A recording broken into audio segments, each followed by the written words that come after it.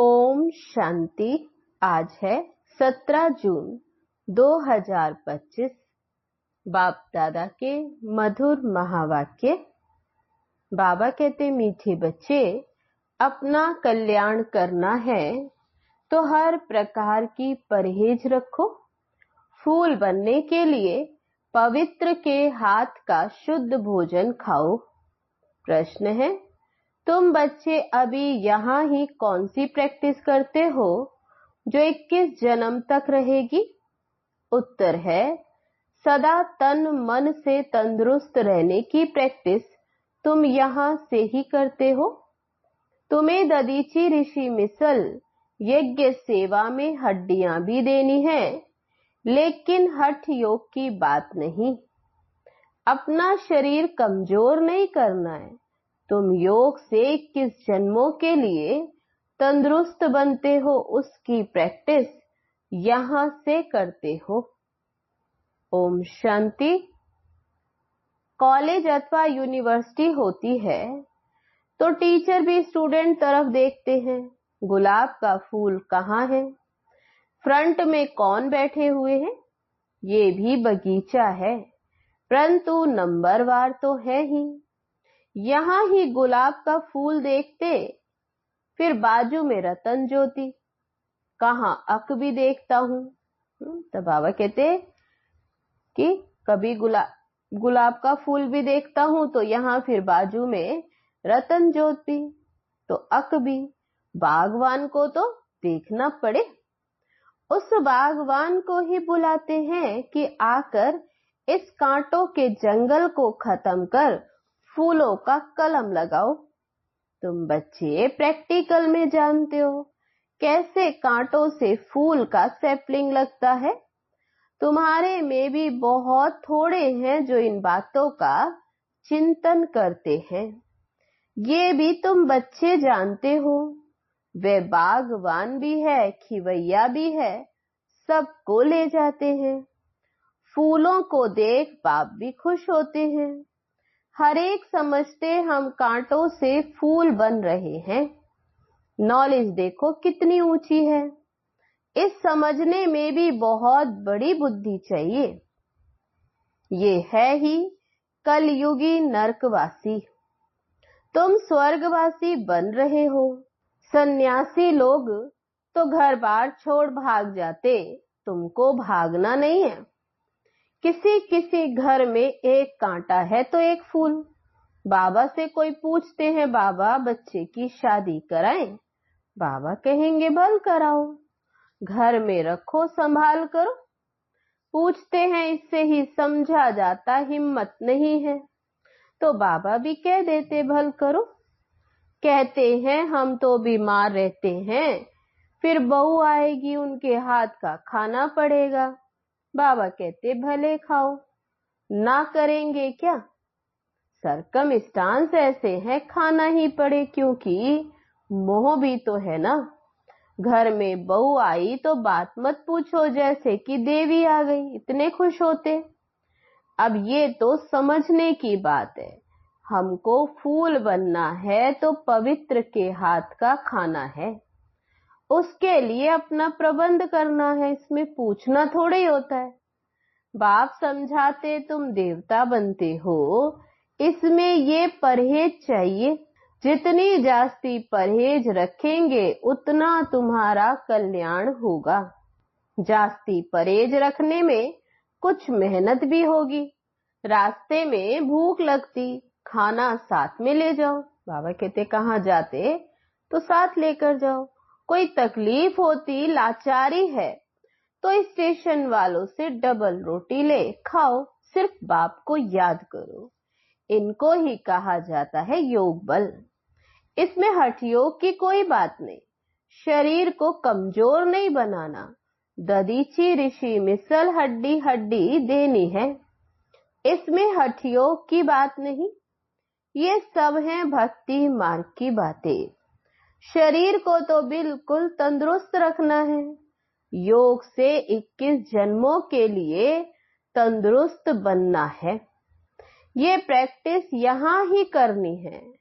बाबा समझाते हैं, इसमें पूछने की दरकार ही नहीं रहती। हाँ, कोई बड़ी बात है उसमें मूंझते हो तो पूछ सकते हैं। छोटी छोटी बातें बाबा से पूछने में कितना टाइम जाता है। बड़े आदमी बहुत थोड़ा बोलते हैं। शिव बाबा को कहा जाता है सदगति दाता। रावण को सदगति दाता थोड़े कहेंगे।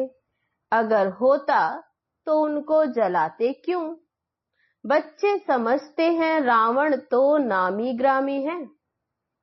भल ताकत रावण में बहुत है, परंतु दुश्मन तो है ना। आधा कल्प रावण का राज्य चलता, परंतु कब महिमा सुनी है? तो बाबा कहते कभी महिमा सुनी? कुछ भी नहीं। तुम जानते हो रावण 5 विकारों को कहा जाता। साधु संत पवित्र बनते तो उन्हों की महिमा करते हैं ना। इस समय के मनुष्य तो सब पतित हैं। भल कोई भी आए, समझो कोई बड़े आदमी आते हैं, कहते हैं बाबा से मुलाकात करें। बाबा उनसे क्या पूछेंगे? उनसे तो यही पूछेंगे कि राम राज्य और रावण राज्य कब सुना है, मनुष्य और देवता कब सुना है। इस समय मनुष्यों का राज्य है या देवताओं का? मनुष्य कौन, देवता कौन?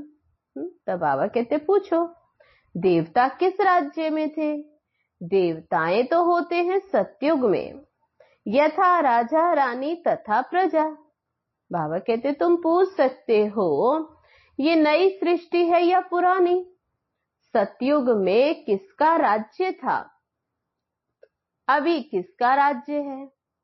चित्र तो सामने है ना। भक्ति क्या है, ज्ञान क्या है, ये बाप ही बैठ समझाते हैं। जो बच्चे कहते हैं बाबा धारणा नहीं होती, उन्हें बाबा कहते अरे अलफ और बे तो सहज है ना। अलफ बाप ही कहते हैं कि मुझे याद करो। जो अलफ है बाप वो कहते मुझे याद करो तो वर्षा मिल जाएगा। भारत में शिव जयंती भी मनाते, परंतु कब भारत में आकर स्वर्ग बनाया, भारत स्वर्ग था ये नहीं जानते, भूल गए हैं। तुम कहेंगे हम भी कुछ नहीं जानते थे कि हम स्वर्ग के मालिक थे। अब बाप द्वारा हम फिर से देवता बन रहे हैं। समझाने वाला मैं ही हूं।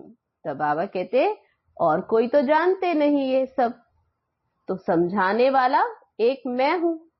सेकंड में जीवन मुक्ति गाया जाता है ना, परंतु इनका भी अर्थ थोड़ी समझते। सेकंड में तुम स्वर्ग की परियां बनते हो ना। इनको इंद्र सभा भी कहते। वह फिर इंद्र समझते हैं बरसात बरसाने वाले को। अब बरसात बरसाने वाले को कोई सभा लगती है क्या? बाबा कहते उनकी कोई सभा लगती है क्या? इंद्र लठ, इंद्र सभा, क्या क्या सुनाते। आज फिर से ये पुरुषार्थ कर रहे हैं, पढ़ाई है ना। बैरिस्टरी पढ़ते हैं तो समझते कल हम बैरिस्टर बनेंगे। तुम आज ये पढ़ते हो, कल शरीर छोड़ राजाई में जाकर जन्म लेंगे। तुम भविष्य के लिए प्रारब्ध पाते हो। यहां से पढ़कर फिर जाएंगे, हमारा जन्म सतयुग में होगा। बाबा कहते अभी तुम्हारी बुद्धि में ये सब है। एम ऑब्जेक्ट ही है प्रिंस प्रिंसेस बनने की। ये राजयोग है ना। कोई कहे बाबा हमारी बुद्धि नहीं खुलती, ये तो तुम्हारी तकदीर ऐसी है। ड्रामा में पार्ट ऐसा, उसको बाबा चेंज कैसे कर सकते हैं? स्वर्ग का मालिक बनने के लिए तो सब हकदार हैं, परंतु नंबरवार तो होंगे ना। ऐसे तो नहीं सब बादशाह बन जाए। कोई कहते ईश्वरीय ताकत है तो सबको बादशाह बना दे, फिर प्रजा कहां से आएगी? बाबा कहते समझ की बात है ना। इन लक्ष्मी नारायण का राज्य था, अभी तो सिर्फ नाम मात्र महाराजा महारानी है। टाइटल भी दे देते हैं। लाख दो देने से राजा रानी का लक़ब मिल जाता। कुछ पैसा दिया तो लक़ब मिल जाता है। फिर चाल भी फिर ऐसी रखनी पड़े।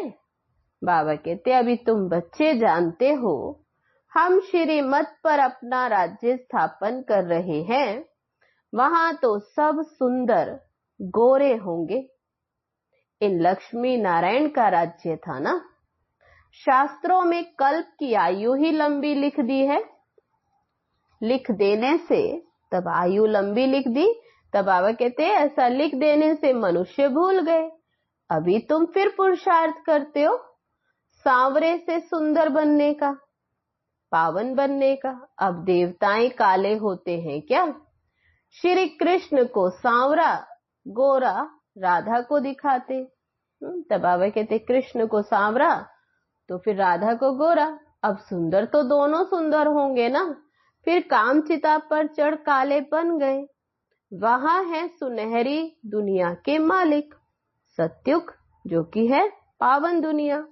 ये है काली दुनिया। तुम बच्चों को एक तो अंदर में खुशी रहनी चाहिए और दैवी गुण भी धारण करने चाहिए। कोई कहते हैं बाबा बीड़ी नहीं छूटती। बाबा कहेंगे अच्छा बहुत पियो। पूछते हो तो क्या कहेंगे? परहेज में नहीं चलने से गिरोगे। खुद अपनी समझ होनी चाहिए ना। हम देवता बनते हैं तो हमारी चाल चलन खान पान कैसा होना चाहिए? सब कहते हैं हम लक्ष्मी को नारायण को वरेंगे। अच्छा अपने में देखो ऐसे गुण हैं। हम बीड़ी पीते हैं फिर नारायण बन सकेंगे? बाबा कहते अपने से पूछो। नारद की भी कथा है ना। नारद कोई एक तो नहीं है ना, सब मनुष्य भक्त हैं, नारद हैं। बाप कहते देवता बनने वाले अंतर्मुखी बन अपने आप से बातें करो कि जब हम देवता बनते तो हमारी चलन कैसी होनी चाहिए। हम देवता बनते हैं तो शराब नहीं पी सकते, बीड़ी नहीं पी सकते, विकार में नहीं जा सकते, पतित के हाथ का नहीं खा सकते, नहीं तो अवस्था पर असर हो जाएगा।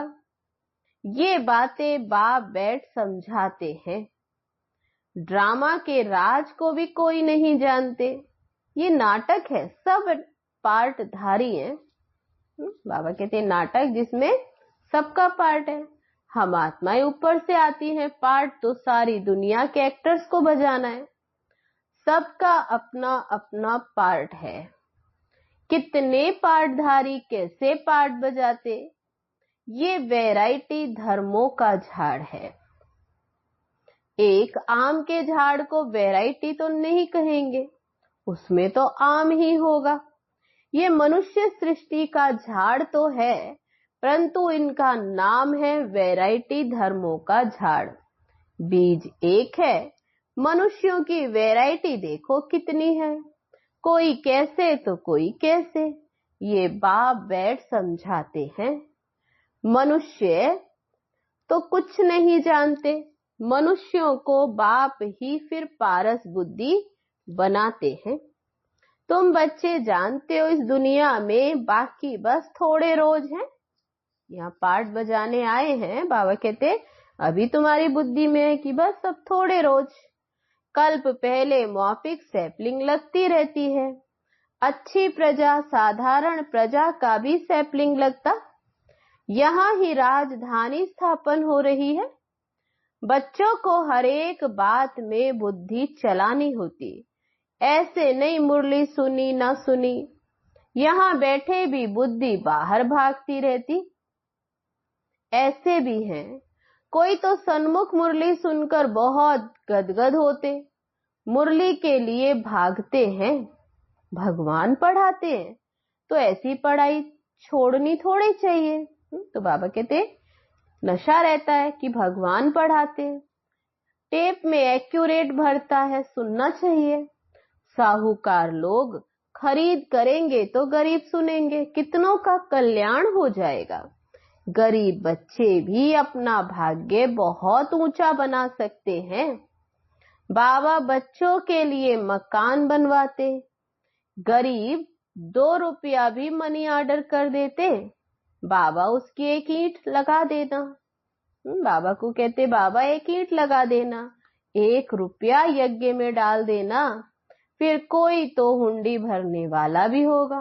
तो बाबा कहते, कोई कम तो कोई ज्यादा। मनुष्य हॉस्पिटल आदि बनाते कितना खर्चा लगता है।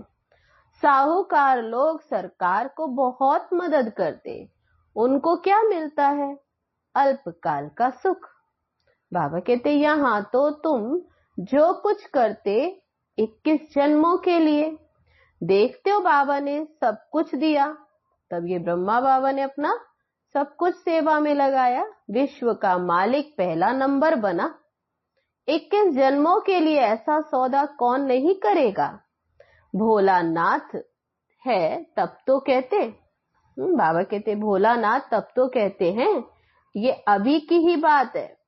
कितना ये भोला, कहते हैं जो कुछ करना है कर दो।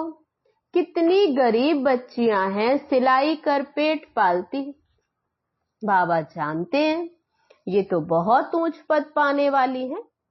सुदामा का भी मिसाल है ना, चावल मुट्ठी के बदले 21 जन्मों के लिए महल मिले। बाबा कहते, तुम ये सब बातें नंबरवार पुरुषार्थ अनुसार जानते हो। बाबा कहते, मैं भोलानाथ भी हूं।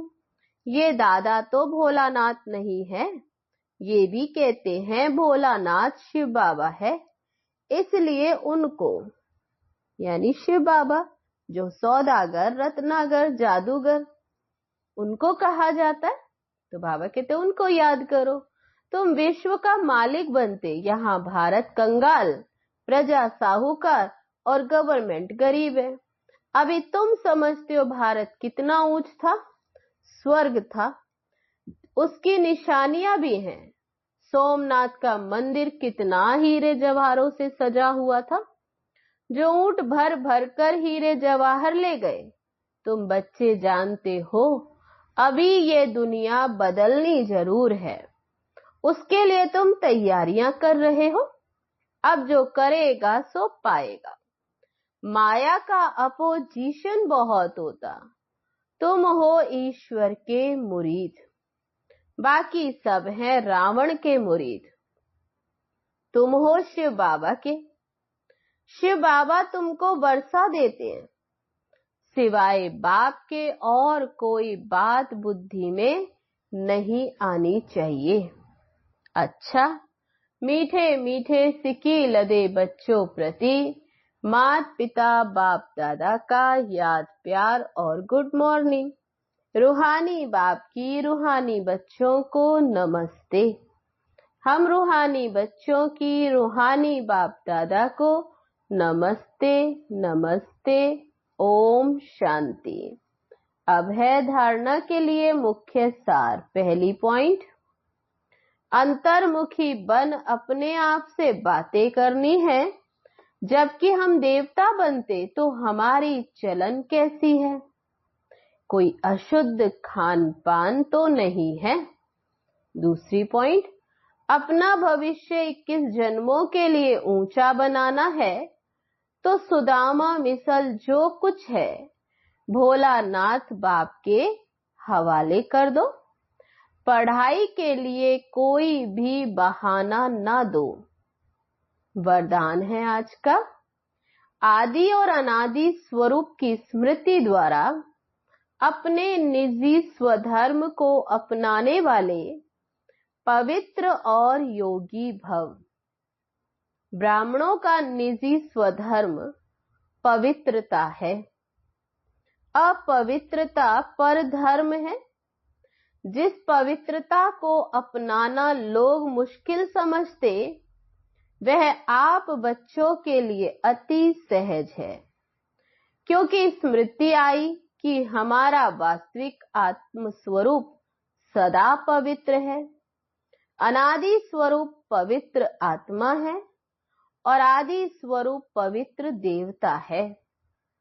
अभी का अंतिम जन्म भी पवित्र ब्राह्मण जीवन है, इसलिए पवित्रता ही ब्राह्मण जीवन की पर्सनैलिटी है। जो पवित्र हैं वही योगी है। स्लोगन है आज का, सहज योगी कहकर अलबेलापन नहीं लाओ, शक्ति रूप बनो। आज के लिए अव्यक्त इशारा, आत्मिक स्थिति में रहने का अभ्यास करो, अंतर्मुखी बनो। कहा जाता, अंतर्मुखी सदा सुखी। उन्हें कोई बाहर की आकर्षण आकर्षित नहीं कर सकती। कभी मनमत कभी परमत आकर्षित नहीं कर सकती। अंतर्मुखी सदा सुखी रहने वाले सुखदाता के बच्चे मास्टर सुखदाता होंगे, बाहर मुक्ता से मुक्त होंगे। अच्छा, ओम शांति।